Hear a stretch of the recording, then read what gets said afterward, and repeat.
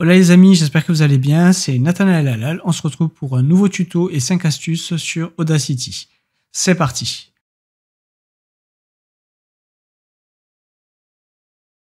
Donc dans un premier temps, nous recherchons Audacity et on va cliquer sur audacityteam.org et on va télécharger directement le logiciel. Donc on clique sur audacityteam.org, on clique sur Download Audacity et Audacity for Windows, tout simplement parce que c'est notre système d'exploitation. Et on clique sur Audacity 2.4.1 installeur et ensuite on a Audacity installeur, on clique dessus et on le télécharge.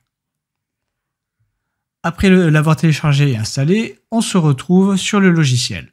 La première astuce réside dans le fait de pouvoir prendre en compte les fichiers MP3, que ce soit pour l'import, l'export, et pour cela, il nous faut la bibliothèque LAM32. Donc on va sur Édition, Préférences, et nous allons sur Bibliothèque. Et dans Bibliothèque, on clique sur Télécharger. Nous sommes redirigés vers le manuel d'Audacity et on clique sur Installing the FFmpeg Import Export Library on Windows. Après avoir cliqué dessus, on clique sur FFmpeg Download Page et nous sommes redirigés vers la page pour pouvoir télécharger la bibliothèque LAM32 MP3. Donc nous avons différentes options qui nous sont présentées pour pouvoir télécharger FFmpeg for Windows. Donc moi ce que je vous recommande, c'est de prendre celle qui est recommandée, qui est juste au-dessus. Voilà. Donc ne prenez pas celle-ci, la 2.2.2, c'est-à-dire que c'est cette version-là est la version détachée de Audacity. Voilà, c'est comme si vous la prenez en brut. Donc, celle qui est commandée, c'est le package qui est prévu justement pour le logiciel Audacity. Donc, vous sélectionnez LAM32v3.99.3 for Windows, vous le téléchargez et vous l'installez. Et ensuite, normalement, ça se fait automatiquement, sinon vous devrez pointer directement le dossier sur celui-ci. Alors, la deuxième astuce réside dans le fait de normaliser un fichier audio.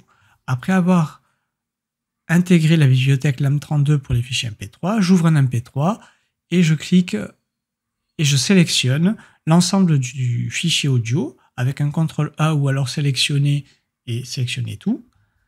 Et je clique ensuite sur Effet et après je clique sur Normaliser. La troisième astuce concerne le fait de réduire le bruit. Alors pour ça, il faut sélectionner une partie du bruit. Et après l'avoir sélectionné, on clique sur Effet. On retourne sur Réduction du bruit. Donc je sélectionne le bruit qui a été capturé. Et après, je retourne à nouveau sur Effet de bruit. Et là maintenant, lorsque je clique sur Valider, c'est la deuxième étape, on voit que la zone sonore a été réduite. Alors évidemment, c'est du pifomètre, c'est du tâtonnage, c'est par rapport à votre sensibilité et aussi à ce que vous allez voir à l'écran et ce que vous allez entendre.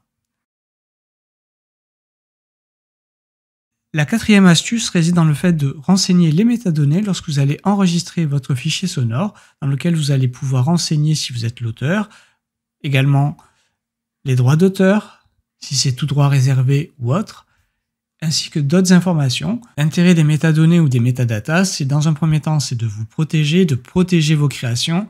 Et la deuxième chose, c'est de optimiser le référencement de votre contenu, quelle que soit la plateforme sur laquelle vous allez mettre à disposition vos créations.